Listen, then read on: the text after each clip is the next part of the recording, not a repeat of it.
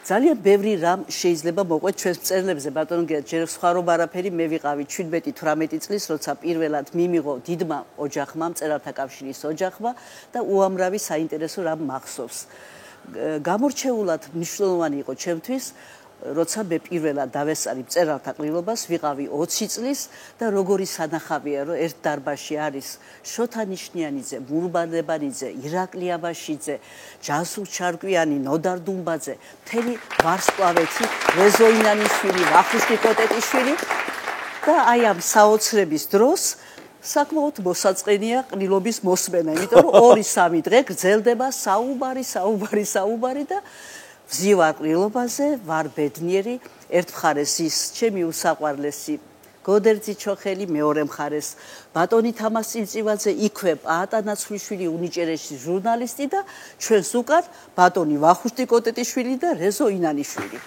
ვისმენთ ამ საუბარს და მოგბეზდა რა თქმა უნდა და ვახუშტი კოტეტიშვილმა გამოგვიგზავნა კაფია. პირველი კაფია გოდერძი ჩოხელს გამოუგზავნა და ასეთი კაფია.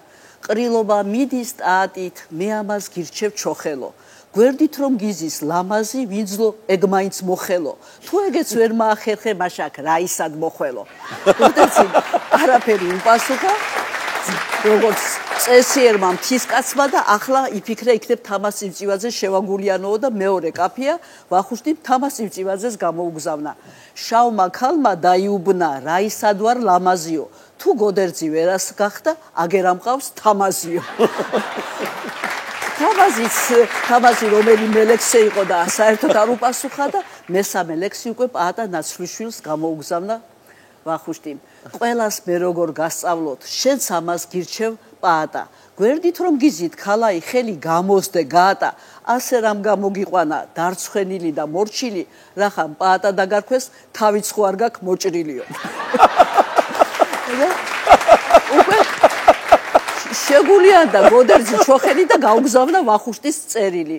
ცუდად ნუგად მოიხედავ მეზობლის ღობე ეზოსა, ღმერთმა ვინც გვერდით გარგუნა, რა ვქნა, ის უნდა გეყოსაო. გვერდით უზის რეზო ინანიშვილი. ეხლა ვახუშტიმ გამოუგზავნა წერილი. ჩემო გოდერძი სახეზე გატყობ კმაყოფილი ერსა, როდის ყოფილა მაძღარი, რამეს უგებდა მშიერსა. ცუდად რა გადმოვიხედო მეზობლის ღობე ეზოსა, გვერდით არ მიზის ლამაზი, რას გამორჩები რეზოსაო. ამის მერე უკვე სხვა გზა აღარ იყო და გოდერძი ჩოხელმა გამომიგზავნა ლექსი. ქალავ წაგიყვან თაშია, მაყრად მყავს, ჩოხის ხატია, ვერ დაგიფარავს საბჭოთა კომუნისტური პარტიაო. მეც უნდა რამე უპასუხო და დამწერე ლექსი. დაიბრინძები, დადიხა, როგორც თეთრწვერა ვაცია, მე შენ მაინც არ გაყვები, ქვეყნად რომ გაწყდეს კაცია მეთქი.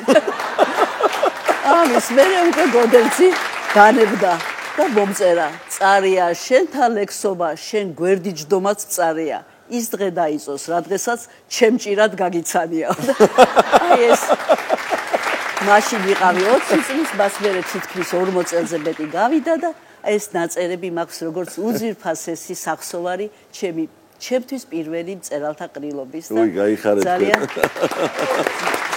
მახსენდება როგორც ულამაზესი დღეები.